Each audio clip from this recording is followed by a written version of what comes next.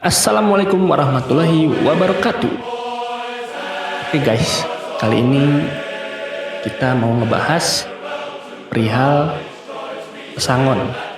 Kan banyak nih akibat dari corona ini teman-teman kita yang sesama buruh yang kena PHK. Oke lanjut, nggak usah panjang lebar, langsung aja. Saat ini dunia pekerja, khususnya buruh, sedang dihadapi dengan ujian berat, di mana banyak dari kawan-kawan kita yang kehilangan pekerjaan karena di PHK massal. Contohnya yang ramai di perbincangan kemarin, yaitu ribuan karyawan pabrik sepatu ternama di Tangerang yang di PHK massal di saat-saat sulit seperti ini. Belum lagi pekerja-pekerja yang dirumahkan tanpa dibayar sepeser pun, seperti pekerja perusahaan retail fashion yang harus menutup beberapa pusat perdagangannya selama pandemi ini.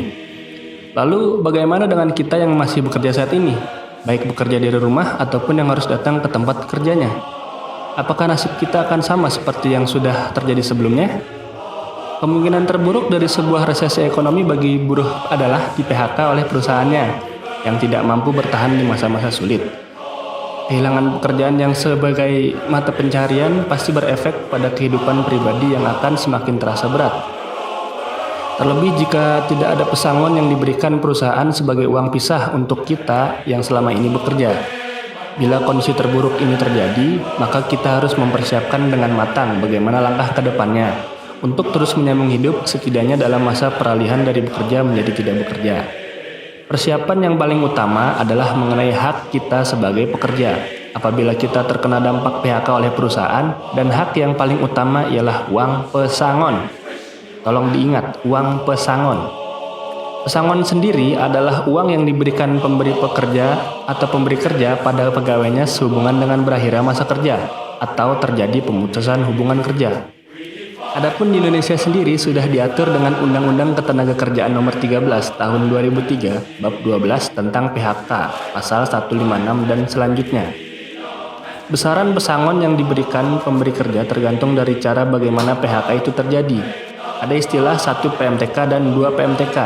PMTK sendiri adalah singkatan dari Peraturan Menteri Tenaga Kerja. Istilah lama yang masih digunakan meskipun saat ini bukan Peraturan Menteri yang mengaturnya, melainkan Undang-Undang Ketenagakerjaan. 1 PMTK adalah di mana hak karyawan yang di PHK berhak menerima pesangon 1 kali ketentuan Peraturan Perundang-undangan Pasal 156. Dan 2 PMTK berarti dikali 2 jumlah pesangon sesuai ketentuan tersebut. Besaran UP dan UPMK dihitung bergantung seberapa lama kita bekerja di perusahaan tersebut. Berikut adalah tabelnya. Uang pesangon diatur dalam pasal 156 ayat 2. Dengan masa kerja kurang dari 1 tahun mendapatkan pesangon 1 bulan upah. 1 tahun sampai 2 tahun, 1 tahun sampai kurang dari 2 tahun mendapat 2 bulan upah. 2 tahun sampai kurang dari 3 tahun mendapat 3 bulan upah. 3 tahun sampai kurang dari 4 tahun mendapat 4 bulan upah. 4 tahun sampai kurang dari 5 tahun mendapat 5 bulan upah. 5 tahun sampai kurang dari 6 tahun mendapat 6 bulan upah. 6 tahun sampai kurang dari 7 tahun mendapat 7 bulan upah. 7 tahun sampai kurang dari 8 tahun mendapat 8 bulan upah. 8 tahun atau lebih mendapat pesangon 9 bulan upah.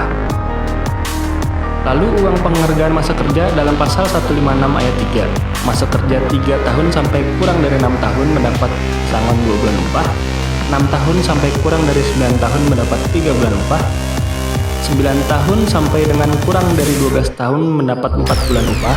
12 tahun sampai kurang dari 15 tahun mendapat 5 bulan upah. 15 tahun sampai 18 tahun mendapat 6 bulan upah.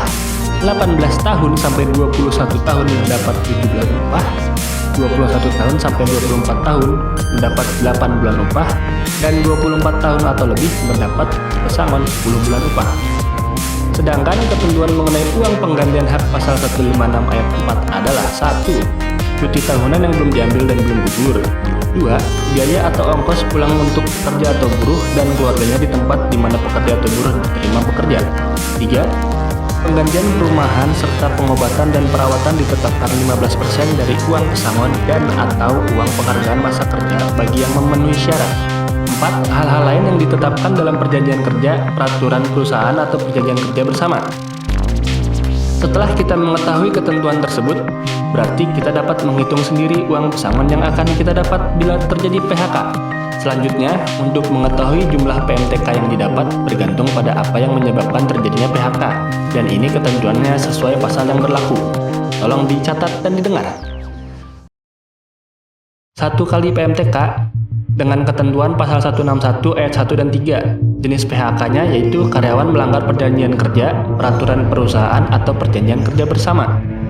Ketentuan pasal 163 ayat 1 dengan jenis PHK, perubahan status, penggabungan, peleburan, atau perubahan kepemilikan perusahaan dan pekerja tidak bersedia melanjutkan hubungan kerja.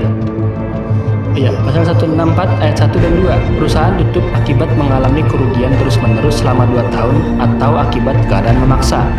Bahasa Inggrisnya force majeure.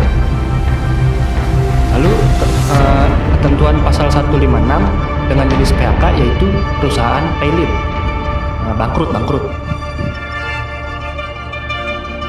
Lalu untuk 2 kali PMTK dalam ketentuan pasal 163 ayat 2 dengan jenis PHK yaitu perubahan status, penggabungan, peleburan, atau perubahan kepemilikan perusahaan dan perusahaan tidak bersedia melanjutkan hubungan kerja.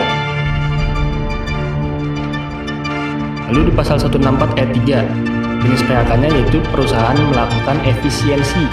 Pasal 166, karyawan meninggal dunia dan ahli waris berhak mendapatkan 2 kali PMTK. Pasal 167 ayat 5, jenis PHK-nya yaitu karyawan memasuki usia pensiun, namun pengusaha tidak mengikut sertakan karyawan pada program pensiun.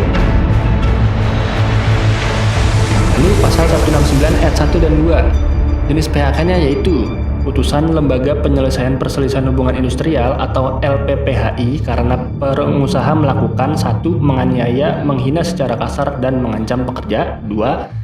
Membujuk atau menyuruh pekerja untuk melakukan hal yang bertentangan dengan perundang-undangan. 3. Tidak membayar upah tepat waktu dalam 3 bulan berturut-turut. 4. Tidak melakukan kewajiban yang telah dijanjikan kepada pekerja atau buruh. 5. Memerintahkan pekerja melakukan pekerjaan di luar yang diperjanjikan. 6. Memberikan pekerjaan yang membahayakan jiwa, keselamatan, kesehatan, dan kesusilaan pekerja sedangkan pekerja tersebut tidak tercantum pada perjanjian kerja. Ketentuan pasal 172 dengan jenis PHK yaitu karyawan mengalami sakit yang berkepanjangan, mengalami cacat akibat kecelakaan kerja dan tidak dapat melakukan pekerjaannya setelah melampaui batas 12 bulan. Setelah melihat tabel tersebut, maka kita sudah dapat menentukan yang manakah hak kita, apakah kita di PHK, apakah 2 kali PMTK atau hanya 1 kali PMTK saja. Jika PHK dilakukan saat ini karena perusahaan tutup akibat pandemi corona, berarti sesuai undang-undang yang tertera ataupun perusahaannya sampai pelit, berarti kita hanya mendapatkan 1 kali PMTK. Tapi bila perusahaan masih bisa bertahan namun harus melakukan efisiensi dan kita terkena dampaknya hingga di PHK, maka kita wajib diberi 2 kali PMTK. Sebagai contoh, Mahmud di PHK karena perusahaan tempatnya bekerja 7 tahun melakukan efisiensi karyawan. Gaji terakhir Mahmud sebesar 5 juta rupiah, itu upah pokok dan tunjangan tetap. Ia juga memiliki cuti 3 hari yang belum sempat diambil, maka Mahmud berhak atas 2 kali PMTK dengan penjabaran sebagai berikut. Uang pensiun masa kerja 7 tahun sama dengan 8 dikali 5 juta, sama dengan 40 juta. Dikali 2, kategori PHK atau efisiensi sama dengan 80 juta. Uang penghargaan masa kerja 7 tahun sama dengan 3 kali 5 juta sama dengan 15 juta. Uang pengganti cuti 3 hari, 3 dikali gaji per hari kerja sama dengan 3 kali 5 juta per 30 dengan total 500 ribu. Lalu uang pengganti perumahan, pengobatan, perawatan 15% dikali 80 juta ditambah 15 juta dikali 5 juta sama dengan 14 juta 250 juta. Jadi total uang pensiun sesuai ketentuan perundang-undangan yang diterima Mahmud sebesar 109.250.000. Belum termasuk bila ada tambahan lain jika ada hal yang sudah diatur di perjanjian kerja bersama atau peraturan perusahaan. Namun masalah saat ini banyak perusahaan yang mengaku pelit atau rugi atau bangkrut, padahal nyatanya hanya relokasi pindah ke daerah yang upah pekerjanya lebih rendah hingga mengakibatkan kerugian pada pihak pekerja di mana seharusnya mendapatkan 2 kali PMTK. tapi hanya diberikan 1 kali PMDK. Belum juga ancaman Omnibus Law yang menjadi momok menakutkan bagi pekerja karena pada klaster cipta lapangan kerjanya mengatur perubahan ketentuan pesangon dan sobat buruh terancam tidak memperoleh pesangon sebesar Undang-Undang Nomor 13 Tahun 2003 atau bahkan tidak memperoleh pesangon sama sekali karena perubahan regulasi dan persyaratan nanti.